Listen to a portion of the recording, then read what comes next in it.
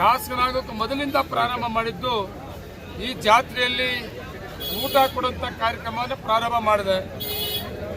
ಈ ವರ್ಷ ಕೂಡ ಈ ಸ್ಥಳೀಯ ನಮ್ಮ ಕಾಂಗ್ರೆಸ್ ಪಕ್ಷದ ನಾಯಕರುಗಳು ಅವತ್ತೇನು ಪ್ರಾರಂಭ ಮಾಡಿದೆವು ಅದನ್ನು ಮುಂದುವರಿಸುವಂಥ ಕೆಲಸ ನಮ್ಮ ಎಲ್ಲ ನಾಯಕರುಗಳು ಕೂಡ ನೋಡಿದಿರಿ.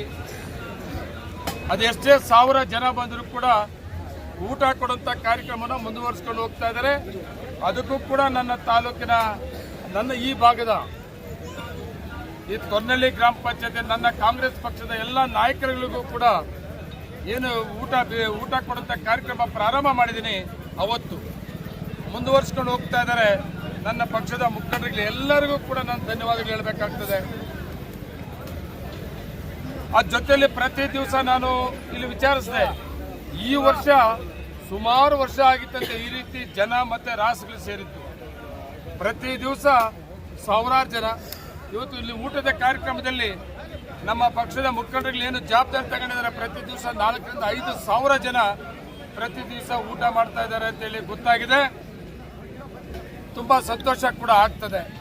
ಜಾತ್ರೆ ಮೊದಲಿಂದ ಮಾಡ್ತಾ ಇದೀವಿ ನಮ್ಮ ತಾತ ನಮ್ಮ ಅಪ್ಪ ಕಾಲದಿಂದ. ಈ ಜಾತ್ರೆಗೆ 9 ವರ್ಷದ ಹಿಂದೆ ನಮ್ಮ ಮನೆಯವರು ಜಿಲ್ಲಾ ಪಂಚಾಯತಿ ಮೆಂಬರ್ ಆದ ತೊರ್ನಳ್ಳಿ ಕ್ಷೇತ್ರ ಇದು. ಈ ಕ್ಷೇತ್ರದಲ್ಲಿ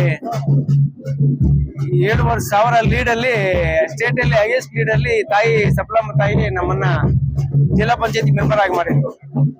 ಅವತ್ತಿಂದ ಸ್ವಲ್ಪ ಜಾತ್ರೆಯನ್ನ ವಿಶೇಷವಾಗಿ ಕಾಳಜಿ ತಗೊಂಡು ಆ ಜಾತ್ರೆಯನ್ನ ಎಲ್ಲ ಮೂಲಭೂತ ಸೌಕರ್ಯಗಳ ವಿಚಾರದಲ್ಲಿ ಇರ್ಬೋದು, ಜಾತ್ರೆ ವಿಚಾರ ಎಲ್ಲಾ ವಿಚಾರದಲ್ಲಿ ನಾನು ಭಾಗವಹಿಸ್ತೀನಿ.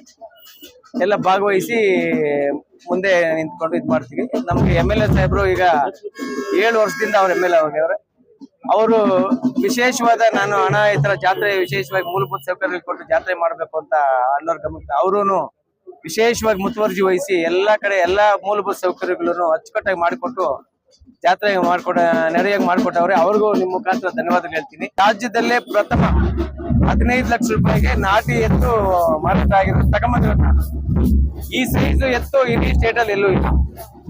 ನನಗೊಂದು ವಿಶೇಷವಾಗಿ ಕಾಳಜಿ ನನ್ಗೆ ತರಬೇಕು ಅಂತಿತ್ತು. ನಾನು ಓಡಾಡಿ ಇವರು ಲೋಕೇಶ್ ಗೌಡ್ರು ಅಂತ ಕಾಲಿಂಗ್ನಲ್ಲಿ ಅವ್ರ ಕಿಟ್ಟಣ್ಣ ಅಂತ ಇವ್ರು ನನಗೆ ಸಹಾಯ ಮಾಡಿ ಆ ಎತ್ತು ಕೊಡಿಸ್ಕೊಟ್ರು.